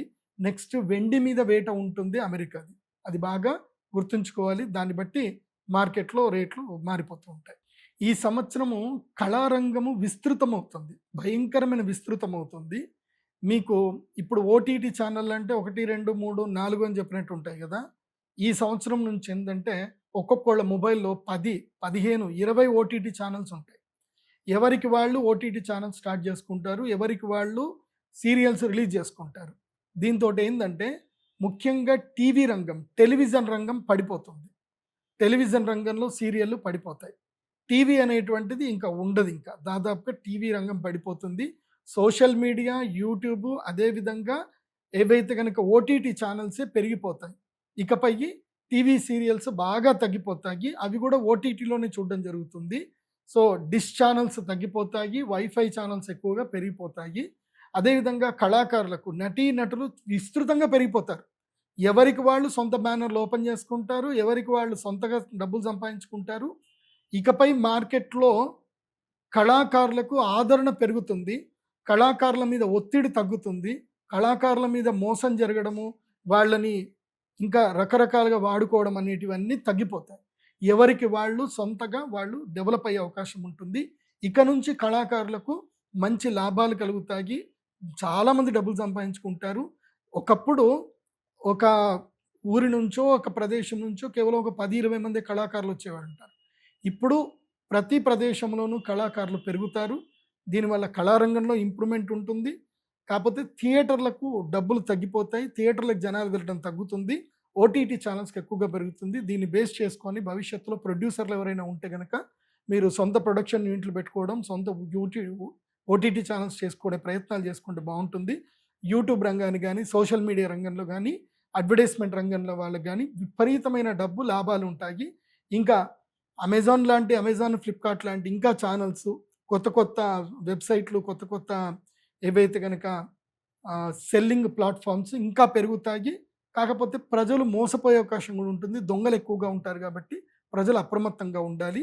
కాకపోతే ఈ సంవత్సరం నుంచి విస్తృతమైన వ్యాపారాలు కళారంగం ద్వారా పెరిగేటువంటి అవకాశం ఉంటుంది. ఈ సంవత్సరం ప్రకృతి వైపరీత్యాలు ఉన్నాయి. ముఖ్యంగా గోదావరి నదీ పరివాహ ప్రాంతం వాళ్ళకి మాత్రం ప్రకృతి విపత్తులు ఉన్నాయి. ఈసారి సీమ సీమ ప్రాంతం అంటే కోనసీమ అని అంటారు కదా! ఏవైతే లంక ద్వీపాలు ఏవైతే ఉన్నాయో ఆ గ్రామ ప్రజలు చాలా అప్రమత్తంగా ఉండాలి. ప్రతి ఒక్కళ్ళు తమ ఇండ్లల్లో ప్లాస్టిక్ బోట్స్, ఇట్లా గాలి కొట్టేస్తే నిండిపోయే ప్లాస్టిక్ బోట్లు కానివ్వండి, అదేవిధంగా లైఫ్ జాకెట్స్ కానీ పెట్టుకోండి. ఈ సంవత్సరం గోదావరి నదికి వరదలు వచ్చే అవకాశం ఉంటుంది. విపరీతమైనటువంటి ఉధృతి ఉంటుంది. కృష్ణానది కాస్త తక్కువ కానీ గోదావరి నదికి చాలా ఎక్కువగా వరద ఉండే అవకాశం ఉంటుంది ఈ సంవత్సరం. అదేవిధంగా ఈ సంవత్సరము సంక్షోభం అంటే పెద్దగా ఏమీ లేదు కానీ వర్షాలు ఒకే ఒక చోట కుంభవృష్టి కురుస్తాయి. సేమ్ పోయిన సంవత్సరం ఎట్లాగైతే పడ్డట్టుగా దాన్ని ఏమంటారు క్లౌడ్ బస్ట్లు ఏవైతే అంటారో ఆ క్లౌడ్ బస్ట్లు వచ్చే అవకాశం ఉంటుంది. తీర ప్రాంతం లోపల సముద్రము వెనక్కి వెళ్ళే అవకాశం ఉంటుంది. ఒక్కసారి సముద్రం మొత్తం వెనక్కి వెళ్ళి మళ్ళీ ముందుకు తన్నుకొచ్చే అవకాశం ఉంటుంది. కొన్ని భౌగోళికంగా కొన్ని మార్పులు వస్తాయి తీర ప్రాంతం లోపల. ఆ విషయంలో అప్రమత్తంగా ఉండండి. ఇంకోటి, మత్స్య సంపద తగ్గిపోతుంది ఈ సంవత్సరము. మత్స్య కళాకారులకు నష్టం వచ్చేటువంటి అవకాశం ఉంటుంది. కాబట్టి ఎక్కువగా దూరాలు వెళ్ళకండి. ముఖ్యంగా జాలర్లు ఎవరైతే ఉంటారో శ్రీకాకుళము, విజయనగరము, ఈ కాకినాడ, ఈ బందరు, ఈ పోర్టుకు సంబంధించి చాలామంది జాలర్లు చాలా దూరాలు వెళతారు. ఈ సంవత్సరము సంక్షోభం ఉంటుంది. మత్స్య సంపద తగ్గిపోతుంది ఈ సంవత్సరము. కాబట్టి ఆ విషయంలో అప్రమత్తంగా ఉండండి. అది కాకుండా ఈ సంవత్సరం ఎక్స్‌పోర్ట్స్ విషయంలో మాత్రం ఎవరైతే రొయ్యలు అవి పండించుకుంటారో వాళ్ళకి లాభదాయకంగా ఉంటుంది. ఎందుకోసమంటే సముద్రం లోపల జలచరాలు తగ్గిపోయినప్పుడు ఆర్టిఫిషియల్‌గా పెంచేటువంటి వాళ్ళకి డిమాండ్ పెరుగుతుంది కాబట్టి ఈ సంవత్సరము రాస్ బిజినెస్ చేసేటువంటి వాళ్లకు మంచిగా ఉంటుంది. ఇంకా ఈ ప్రకృతి విపత్తులో భాగంగా ఈ సంవత్సరం తిరుమలలో కారు చిచ్చులు ఎక్కువగా ఉండేటువంటి అవకాశం ఉంటుంది. అడవులు భయంకరంగా తగులుబడిపోతాయి. కాబట్టి ఎండాకాలంలో అడవి ప్రయాణాలు చేయకండి. అమెరికాలో మాత్రం తీవ్రమైన సంక్షోభం ఏర్పడుతుంది. అమెరికాలో చాలా పెద్ద ఎత్తున అడవులు తగులుబడిపోతాయి. సో అమెరికా కానీ, మళ్ళీ ఆస్ట్రేలియా కానీ, ఆస్ట్రేలియాలో లాస్ట్ టైం జరిగాయి. సో మళ్ళీ డూమ్స్ డే లాంటి సిచ్యువేషన్స్ 2020లో కరోనాకు ముందు ఏవైతే అగ్ని ప్రమాదాలు జరిగాయో అవి ఈ సంవత్సరం ఎక్కువగా జరిగేటువంటి అవకాశాలు ఉన్నాయి. ఇంకొకటి విషయం బాగా గుర్తుపెట్టుకోండి, ఈ సంవత్సరం విష ప్రయోగాలు ఎక్కువగా జరుగుతాయి. ఇదే ఎక్కువగా మనుషుల వల్ల జరిగేటువంటి విష ప్రయోగాలు ఎక్కువగా ఉంటాయి ఈ సంవత్సరం. స్టాక్ మార్కెట్ అంటేనే అది కదలికలు ఉంటాయి. కిందకి మీదికి, కిందకి మీదికి రెగ్యులర్గా ఉంటాయి. దాన్ని అనాలిసిస్ చేయడం ఎవరి వల్ల కాదు. కాకపోతే నేను ఒక్క విషయం చెప్తాను, జాగ్రత్తగా వినండి. ఈ సంవత్సరం స్టాక్ మార్కెట్లో అక్షయ తృతీయ నుంచి మంచి బుల్ మార్కెట్ ఉంటుంది. అక్షయ తృతీయ తర్వాత జూన్ నుంచి ఇంకా భయంకరమైన బుల్ మార్కెట్ ఉంటుంది. కాకపోతే వినాయక చవితి టైంకి మాత్రం వినాయక చవితి నుంచి తీసుకొని ఎప్పటి వరకు ఆల్మోస్ట్ జనవరి, డిసెంబర్ వరకు, డిసెంబర్ ఫస్ట్ వీక్ వరకు బేర్ మార్కెట్ ఉంటుంది. మొత్తం స్టాక్ మార్కెట్ అంతా ఎరుపు రంగుతో ఎరుపెక్కిపోతుంది కంప్లీట్గా. సో ఈ టైం ప్యాటర్న్ ఏదైతే చెప్పానో దాని ప్రకారంగా వెళ్ళండి.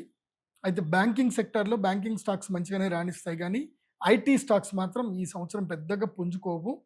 అయితే ఫుడ్ రిలేటెడ్ ఫుడ్కి సంబంధించిన స్టాక్స్ మంచిగానే పెరుగుతాయి. డెలివరీ పార్ట్నర్ సంబంధించిన స్టాక్స్ బాగా పెరుగుతాయి.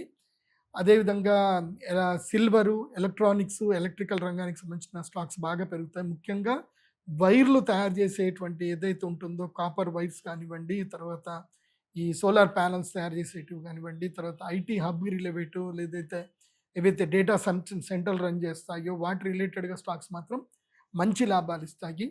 ఈ సంవత్సరము ఉగాది వరకు మాత్రమే. అంటే ఇప్పుడు ఎట్లా ఉగాది చెప్తున్నాను కాబట్టి, ఈ ఉగాది అయిన తెల్లారి నుంచి మాత్రం వెండి ధర 3,00,000 రూపాయల కేజీకి పైనే ట్రేడ్ అవుతుంది తప్ప, దానికైతే కింద ట్రేడ్ అవ్వదు వెండైతే.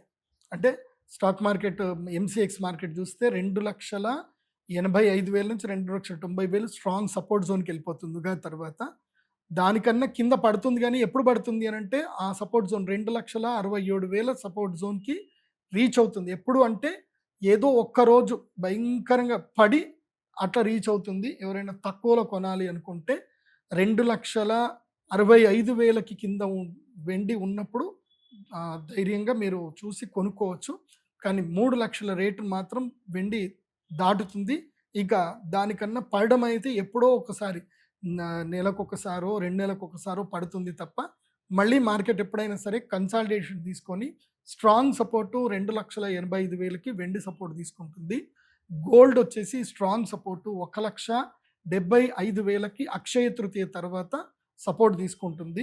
అక్షయ తృతీయ వరకు గోల్డ్ ధరలు అంతా ఇంత పెరుగుతూ ఉంటాయి తప్ప, అక్షయ తృతీయ తర్వాత మాత్రం బంగారము 1,70,000కి 65,000కి ఇంకా తగ్గనే తగ్గదు. ఇంకా అక్కడికి సపోర్ట్ జోన్ అయిపోతుంది. దాని తర్వాత బంగారము ఒక్కసారి 2,00,000 వరకు 2,15,000, 20,000 దాకా రీచ్ అయ్యి మళ్ళీ 2,85,000 దగ్గర స్ట్రాంగ్ సపోర్ట్ తీసుకునే అవకాశం ఉంటుంది బంగారము. కాకపోతే వచ్చే సంవత్సరం వరకు చూస్తే గనక బంగారం యొక్క ధర వచ్చే ఉగాది రాశి ఫలాలకు చెప్తే గనక బంగారం ధర 2,25,000 దాటే ఉంటుంది తప్ప తగ్గడం అయితే ఉండదు. బంగారం ధర పెరుగుతుంది. ఈ సంవత్సరం బ్యాంకింగ్ సెక్టార్లు కూడా చాలా బాగా రాణిస్తాయి. బ్యాంకింగ్ సెక్టార్లు 12% వృద్ధిలో మంచి ముందుకు వెళ్ళే అవకాశం ఉంటుంది. అయితే ప్రజలు ఈ సంవత్సరం ఎక్కువగా అప్పుల పాలవుతారు. సో అది ఉంది. రాష్ట్రాలు కానీ, ప్రజలు కానీ, ప్రభుత్వాలు కానీ అప్పుల పాలయ్యే అవకాశం ఎక్కువగా ఉంటుంది ఈ సంవత్సరం. ఈ సంవత్సరం విద్యారంగంలో మంచి మార్పులు వస్తాయి. విద్యార్థులు సరికొత్తమైనటువంటి విచక్షణతో కూడుకొని ముందుకు వెళతారు. ముఖ్యంగా విద్యారంగంలో ప్రజలు తొందరగా న్యాయ వ్యవస్థ గురించి నేర్చుకోవడం కానీ, టెక్నాలజీ నేర్చుకోవడం కానీ ప్రజలు ఎక్కువగా మక్కువ చూపిస్తారు. విద్యార్థులు ముఖ్యంగా మార్కుల వెంట పడకుండా తమ యొక్క టెక్నాలజీ స్కిల్స్ ఎక్కువగా డెవలప్ అయ్యేటట్టుగా విద్యార్థుల్లో ఒక మంచి అవగాహన ఏర్పడే అవకాశం ఉంటుంది. సో ఈ సంవత్సరం విద్యా విషయంలో కానివ్వండి, అదేవిధంగా వైద్య రంగంలో కూడా సరికొత్త టెక్నాలజీ వస్తుంది. ఇంతకు మునుపు ఏంటంటే ఓపెన్ హార్ట్ సర్జరీ చేయాలన్నా సరే చాలా ఉండేటివి. ఇప్పుడు ఓపెన్ హార్ట్ సర్జరీలు మొత్తం బంద్ అయిపోతాయి. నానో టెక్నాలజీ డెవలప్ అవుతుంది. చిన్న ట్యాబ్లెట్ లాంటిది ఇంజెక్షన్ లాగా ఇస్తారు. చిన్న ట్యాబ్లెట్ ఇస్తారు. ఆ రోబో లోపలికి వెళ్ళిపోతుంది. మొత్తం హార్ట్ బ్లాకేజెస్ అంతా నీట్‌గా క్లీన్ చేసేసి బయటకు వచ్చేస్తుంది. సో ఫ్యూచర్‌లో nano technology, nano robots, AI తోటి వస్తున్నాయి. సో అవే మాన్యువల్‌గా వెళ్ళిపోయి ఎక్కడెక్కడ ఏమున్నాయో చక్కగా డాక్టర్లు వీడియో గేమ్ ఆడడం స్టార్ట్ చేస్తారు. సో మంచిగా కెమెరా పెట్టేసుకొని వీడియో గేమ్ లాగా దాన్ని ముందుకు తీసుకెళ్ళి అక్కడ ఏవైతే ప్రాబ్లమ్స్ ఉన్నాయో అన్నీ సాల్వ్ చేస్తారు. అండ్ ఇన్ ఫ్యూచర్‌లో కిడ్నీ స్టోన్‌తో బాధపడే వాళ్ళకి కూడా పెద్దగా ప్రాబ్లమ్ ఏం రాదు. కిడ్నీ దగ్గర కూడా ఏదైతే యురేత్రా లోపల చిన్న రోబో పంపించేస్తారు. అది వెళ్ళిపోయి మంచిగా కిడ్నీ స్టోన్ అంతా అది బంద్ చేసి బయటకు వచ్చేస్తుంది. నొప్పి లేకుండా కిడ్నీ స్టోన్ ట్రీట్మెంట్ కూడా జరిగిపోతుంది. ఫ్యూచర్‌లో నానో టెక్నాలజీ వైద్య రంగం లోపలికి వచ్చేసి అద్భుతాలు జరుగుతాయి. క్యాన్సర్ లాంటి భయంకరమైన ట్రీట్మెంట్స్‌కి కూడా మంచి ట్రీట్మెంట్స్ ఇచ్చే అవకాశం ఉంటుంది. ఫ్యూచర్‌లో ఎంత నానో టెక్నాలజీ వస్తదంటే ఎట్లాగైతే గనక క్యాన్సర్ సెల్స్‌ని డామినేట్ చేయడానికి ఏఐ లాంటి కొన్ని సెల్స్‌ని వాళ్ళు తయారు చేస్తారు, రోబో సెల్స్‌ని. అవి శరీరంలోకి వెళ్ళిపోయి క్యాన్సర్ సెల్స్ అన్నిటిని కూడా అవి స్మాష్ చేసే ప్రయత్నాలు మొదలవుతాయి. ఆ టెక్నాలజీ ఉంటుంది. మనిషి మరణాన్ని జయించడానికి ప్రయత్నం చేస్తాడు కానీ అదైతే జయించడం కష్టమే కానీ కాకపోతే డబ్బు ఉన్నటువంటి వాడు, విపరీతమైన డబ్బు ఉన్నటువంటి వాళ్ళు మాత్రం తమ ఆయుష్ని 100 సంవత్సరాల నుంచి 200 సంవత్సరాలకైతే పెంచుకోగలుగుతారు. అది జరుగుతుంది భవిష్యత్తులో. డబ్బున్నటువంటి వాడు టెక్నాలజీ తోటి ఆయుష్ పరిమాణం పెరిగే అవకాశాలు అయితే ఈ సంవత్సరం నుంచి కనిపిస్తున్నాయి. 150 సంవత్సరాల వరకు కూడా బతకొచ్చు. అది జరుగుతుంది. ఈ సంవత్సరము మహిళల్లో చైతన్యం బాగా ఏర్పడుతుంది. మహిళలు విపరీతంగా డబ్బులు సంపాదిస్తారు. సో ఈ సంవత్సరం ఇన్కమ్ ట్యాక్స్‌లు కూడా ఇన్కమ్ ట్యాక్స్ కట్టేటువంటి ట్యాక్స్ శాతం కూడా చాలా పెరుగుతుంది. జీఎస్టీలు కూడా చాలా ఎక్కువ మంది కడతారు. ముఖ్యంగా మహిళలు ఏందంటే గనక ఫుడ్ రిలేటెడ్ కానివ్వండి, మ్యానుఫ్యాక్చరింగ్ కానివ్వండి, ఇంకా వేరే టెక్నాలజీ లోపలికి మహిళలు అందరు వ్యాపారస్తులు వెళ్ళే అవకాశం ఉంటుంది. కానీ ఈ సంవత్సరం మాత్రం వస్త్రాల రేట్లు భయంకరంగా పెరిగిపోతాయి. ఇప్పుడున్నట్టు కాదు ఇంకా. ఈ సంవత్సరం పట్టు చీరలు కొనాలంటే ఇంకా ఈఎంఐలో పట్టు చీరలు అమ్మబడును అని మాత్రం ఉంటాయి. సో, ఆ రేంజ్ లోపలికి చీరల రేట్లు వెళ్ళిపోయే అవకాశం ఉంటుంది. అంటే ఖరీదైన పట్టు చీరలు రూ. 1,00,000 పైనే వెళ్ళిపోతాయి. సో, ఒకప్పుడు ఈ సంవత్సరము 30,000కి 40,000కి దొరికిన పట్టు చీర ఇప్పుడు మాత్రం అంటే 2025కి 26 గనుక చూస్తే 15-20% బట్టల రేట్లు పెరిగిపోతాయి. చిన్న పిల్లల బట్టలు కొందామంటే ఇంకా క్రెడిట్ కార్డ్ తోటి ఈఎంఐలు కట్టాల్సిన పరిస్థితి అయితే ఏర్పడుతుంది. ఇప్పటి నుంచి బట్టల రేట్లు అయితే బాగా పెరిగిపోతాయి. సో, తప్పదు. ఈ సంవత్సరము వస్త్రాల రేట్లు పెరుగుతాయి. కానీ వస్త్ర వ్యాపారం చేసేటువంటి వాళ్ళకైతే లాభదాయకంగా ఉంటుంది. సో, ప్రజలు ఆఫర్ల కోసం చూస్తా ఉంటారు. ఇదైతే పరిస్థితులు ఈ సంవత్సరం ఉంటుంది. ముఖ్యంగా స్త్రీల బట్టల విషయంలో. ఎందుకోసమంటే నేను డైరెక్ట్‌గా కూడా చూస్తున్నాను. నా దగ్గర చాలామంది నా శిష్యులున్నారు. స్త్రీలకి వాళ్ళ యొక్క వస్త్రాలు కుట్టడానికి పురుషులకైతే ఒక షర్ట్ కొనుక్కుందాం అనంటే రూ. 200 ఒక షర్ట్ వచ్చేస్తది. కానీ స్త్రీలకు అట్లా కాదు. వాళ్ళకి ఏదైనా వస్త్రాలు కుట్టించుకోవాలంటే ఒక్కదానికి మినిమమ్ రూ. 700 పడుతుంది అనంటే భవిష్యత్తులో స్త్రీలు వస్త్ర రంగంలోకి వెళితే గనక వాళ్ళకి మంచి లాభదాయకంగా ఉంటుంది. మంచి డబ్బులు సంపాదించుకుంటారు. ఈ సంవత్సరం బాగుంది ఆ విషయంలో మాత్రం. ఈ ఈ సంవత్సరము గురుగ్రహ సంచారం బాగా మనం తెలుసుకుందాం. గురుగ్రహము జూన్ 1వ తారీఖు వరకు అంటే 1, 3 అనుకోండి. అప్పటి వరకు ఏందంటే గురుగ్రహ సంచారము మిథున రాశిలో సంచరిస్తున్నాడు. గురువు మిథున రాశిలో సంచరించినప్పుడు ఏమవుతుంది అనంటే శనిగ్రహం యొక్క శనికి తర్వాత గురుగ్రహానికి ఏంటంటే కేంద్ర దృష్టి పడుతుంది. సో 1, 4, 7, 10లో ఉంటారు. కాబట్టి ఏం జరుగుతుంది అనంటే సంక్షోభాలు ఎక్కువగా ఏర్పడతాయి. జూన్ 1వ తారీఖు వరకు సంక్షోభాలు ఉంటాయి. చెప్పాను కదా, కూరగాయల రేట్లు పెరగడము, ఆహార ధాన్యాల రేట్లు పెరగడము, బియ్యము దాదాపుగా రూ. 100 కిలో అయిపోతుంది బియ్యం. ఇప్పటికే రూ. 80 కిలో అయ్యింది బియ్యము. ఇకపై రూ. 100 కిలో అయ్యే అవకాశం ఉంటుంది. అందులోపల ఏ డౌటు లేదు. సో, నూనెల ధాన్యాలు అన్ని రేట్లు పెరిగిపోతాయి. గురుగ్రహము ఉండేంత వరకు మిథున రాశిలో ఉన్నది. తర్వాత గురుగ్రహం ఎప్పుడైతే మిథున రాశిలో ఉన్నప్పుడు అక్కడి నుంచి కర్కాటక రాష్ట్రంలోకి వచ్చేస్తాడు. జూన్ 1వ తారీఖు నుంచి 31 అక్టోబర్ 2026 వరకు గురుడు కర్కాటక రాశిలో సంచరిస్తాడు. ఇదండి అద్భుతమైన సమయం. గురుడు తన ఉచ్చ స్థానం లోపలికి వెళ్ళగానే ప్రజలందరినీ ధనవంతుల్ని చేస్తాడు, శ్రీమంతుల్ని చేస్తాడు. బ్యాంకింగ్ స్టాక్లు ఇలా పెరిగిపోతాయి. అన్నీ నిఫ్టీ గిఫ్టీ అన్నీ పెరుగుతూ ఉంటాయి. స్టాక్ మొత్తం బుల్ మార్కెట్ ఉంటుంది. కర్కాటక రాశిలో గురువు ఎంటర్ పెట్టగానే బుల్ మార్కెట్ ఉంటుంది. బంగారం 2,10,000కి వెళ్ళిపోతుంది. చూడండి, ఈ సంవత్సరం దసరా మీరు దీపావళి బంగారం కొనుక్కుందామని అనుకుంటే దీపావళికి బంగారం పక్కా చెప్తున్నా, రాసి పెట్టుకోండి, 1,95,000 వరకు పక్కా రీచ్ అవుతుంది. ఇందులో డౌట్ లేదు. బంగారం దీపావళి కొనేసరికి. కాబట్టి ఇప్పుడే కొనుక్కోండి బంగారము. ఇప్పుడు ఏదో తగ్గుతూ ఉంది. 22 క్యారెట్స్ 15,000 రూపాయలు ఉన్నప్పుడే కొనేసుకోండి. ఇంకా 22 క్యారెట్స్ 15,000, 16,000 రూపాయలు ఉన్నప్పుడే కొనుక్కోండి. ఇంకా మళ్ళీ మీరు కొందామనుకుంటే 22 క్యారెట్స్ 18,000కి వెళ్ళిపోతుంది. సో పర్ గ్రామ్ అదొక్కటి చూసుకోండి. తర్వాత సింహరాశి లోపలికి ఎంటర్ అవుతాడు గురుడు. 31 అక్టోబర్ 2026కి గురుడు సింహరాశి లోపలికి ఎంటర్. గురుడు ఎప్పుడైతే సింహరాశి లోపలికి ఎంటర్ అవుతాడో అప్పుడు ఉంటుందండి ఈ సినిమా. పూర్తిగా ఆయిల్ రేట్లు మళ్ళీ పెరిగిపోతాయి. ఆయిల్ రేట్లు భయంకరంగా పెరిగిపోతాయి. అమెరికన్ డాలరు విస్తృతంగా బలపడేటువంటి అవకాశం ఉంటుంది. ఇంకా చాలా సంక్షోభాలు ఏర్పడతాయి, యుద్ధాలు ఏర్పడతాయి. గురుడు సింహరాశి లోపల రాగానే అన్ని సెటరేట్ చేస్తాడు.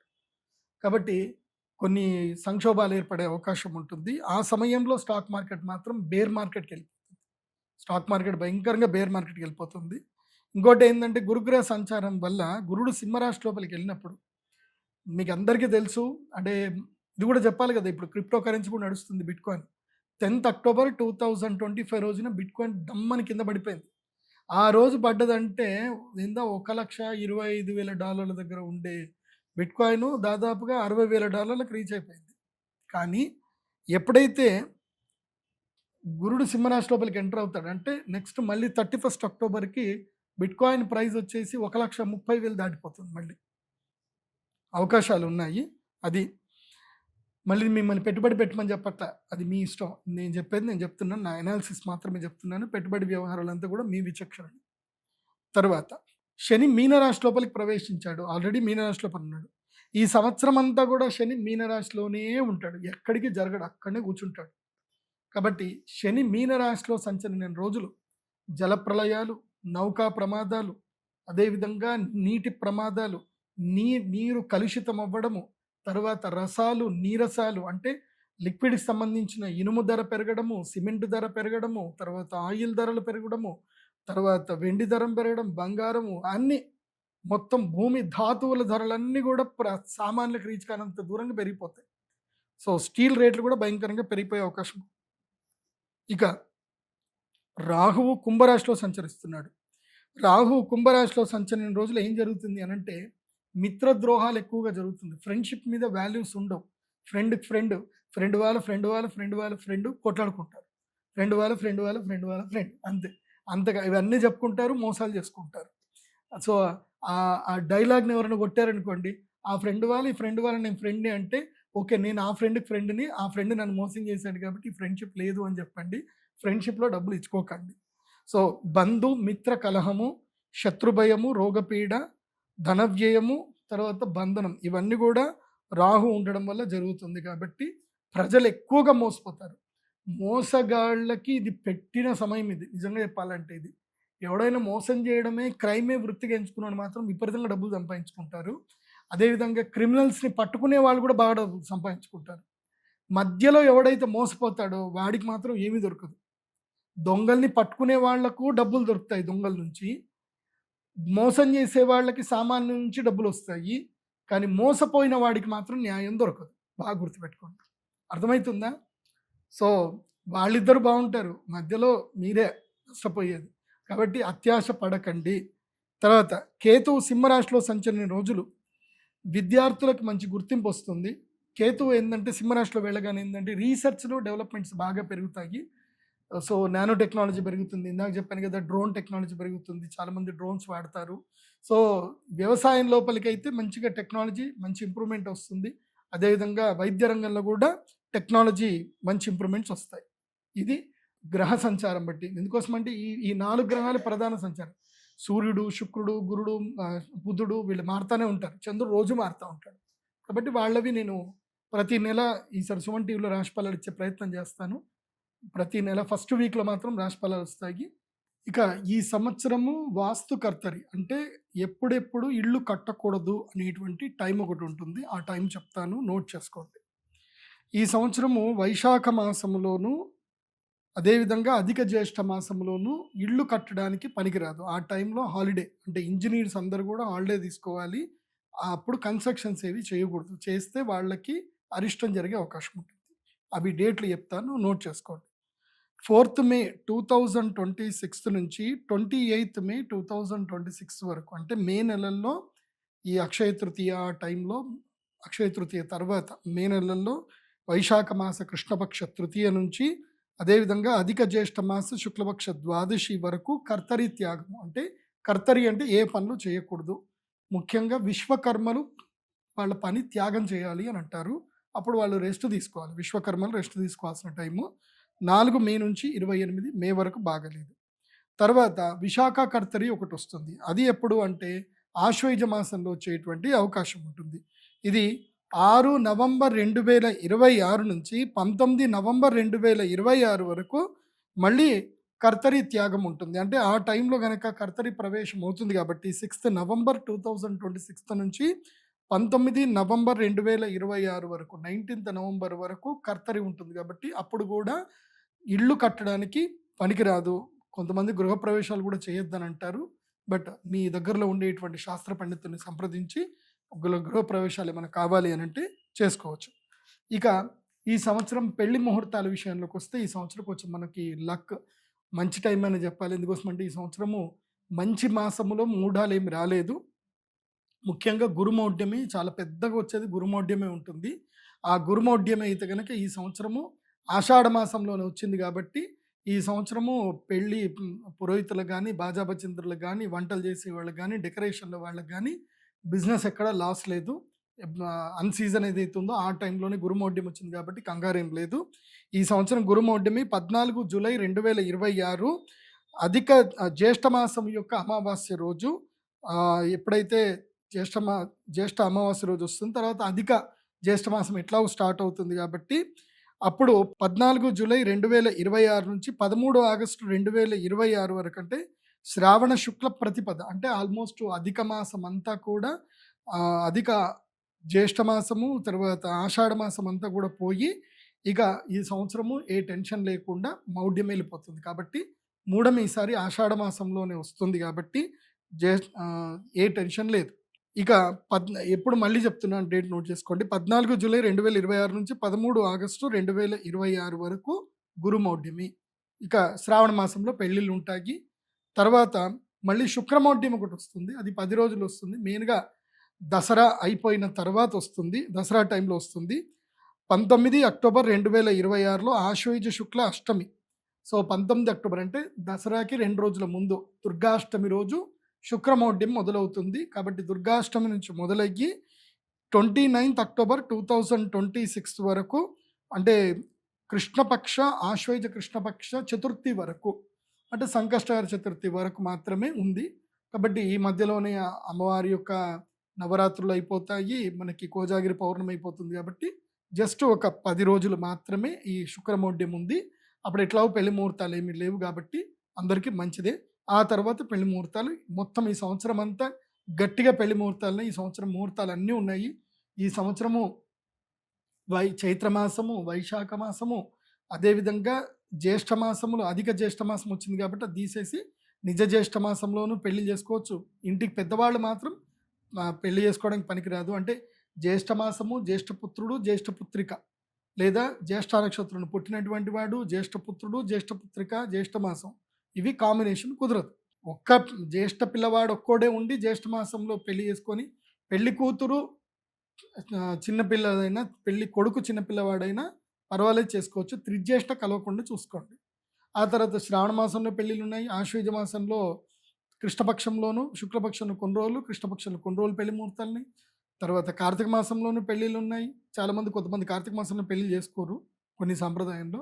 సో కార్తీక మాసంలో పెళ్ళి ఉన్నాయి. మార్గశీర్ష మాసంలో అయితే 100% అందరూ పెళ్లి చేసుకుంటారు. తర్వాత మాఘమాసం పెళ్ళిళ్ళు ఉన్నాయి, పాల్గొన మాసంలోనూ పెళ్ళిళ్ళు ఉన్నాయి. కాబట్టి ఏ టెన్షన్ లేదు. ఇక ఈ సంవత్సరం పుష్కరాలు.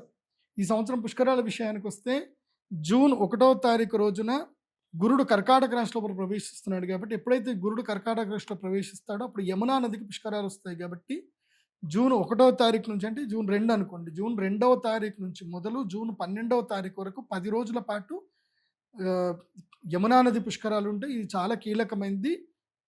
అందరు కూడా నార్త్ ఇండియాలో అందరూ జమునా జమునా అంటారు, జమునా పుష్కరాలు అంటారు. అక్కడ యమునా నదిని జమునా అంటారు. సో నార్త్ ఇండియాలో ఢిల్లీ దగ్గర యమునా నది ఉంటుంది. కాకపోతే కొంతమంది ఎక్కువ మంది యమునోత్రికి వెళ్ళి అక్కడ పుష్కర స్నానం చేస్తారు. ఈ సంవత్సరం యమునోత్రికి చాలా ఎక్కువగా రష్ ఉంటుంది. కేదార్నాథ్, బద్రీనాథ్, చార్ధాంలో యమునోత్రికి చాలామంది వెళ్తారు. కాబట్టి ఈ సంవత్సరం యమునా నదికి పుష్కరాలు ఉన్నాయి. ఎవరికైతే పితృదోషాలు ఉన్నాయో, అకాల మరణాలు అంటే ఎవరైనా తమ ఇండ్లల్లో అకారణ మరణం ఎవరైనా చనిపోయి ఉండి వాళ్ళకి ప్రేత శాంతి సరిగ్గా చేయకపోతే మాత్రం యమునా నది పుష్కర స్నానం చేసి అక్కడ తర్పణాలు వదిలి శ్రాద్ధం కనుక చేయగలిగితే కనుక వాళ్ళకి మోక్ష సిద్ధి కలుగుతుంది.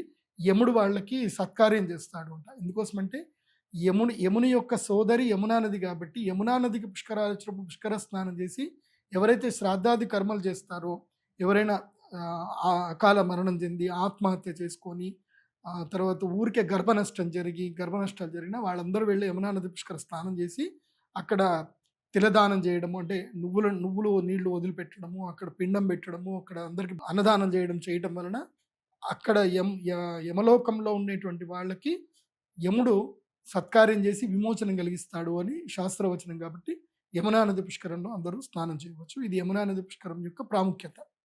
ఇక ఈ సంవత్సరం గ్రహణాల విషయానికి వస్తే ఈ సంవత్సరం 4 గ్రహణాలు జరుగుతున్నాయి. ఆ గ్రహణాలు ఎప్పుడెప్పుడంటే 12 ఆగస్టు 2026 సంపూర్ణ చంద్రగ్రహణము. ఇది శ్రావణ మాసంలో ఏర్పడుతుంది కాబట్టి శ్రావణ మాసంలో ఏర్పడేటువంటి సూర్యగ్రహణము ఇది చాలా కీలకమైన సూర్యగ్రహణం ఇది. తర్వాత 28 ఆగస్టు 2026 తారీఖు పాక్షిక చంద్రగ్రహణం ఏర్పడుతుంది. ఇది కూడా శ్రావణ పౌర్ణమి ఏర్పడే అవకాశం ఉంటుంది. తర్వాత 6 ఫిబ్రవరి 2027 ఫిబ్రవరిలో నాకు తెలిసి పుష్యమాసంలో ఏర్పడుతుంది అనుకుంటాను. పుష్య అమావాస్య అనుకుంటాను ఇది. సో అప్పుడు ఈ యొక్క సూర్యగ్రహణం ఏర్పడుతుంది, కంకణాకార సూర్యగ్రహణము. తర్వాత 20 ఫిబ్రవరి 2027 తారీఖు ప్రతిఛాయ చంద్రగ్రహణం ఏర్పడుతుంది. అంటే ఒకేసారి చంద్రుడి భూమి యొక్క ఛాయ రెండు పక్కన కనిపిస్తాయి అన్నమాట. తర్వాత ఈ గ్రహణాలు ఏవి కూడా భారతదేశంలో కనబడవు. కాకపోతే ప్రభావం అయితే భారతదేశం మీద 25% ఉంటుంది.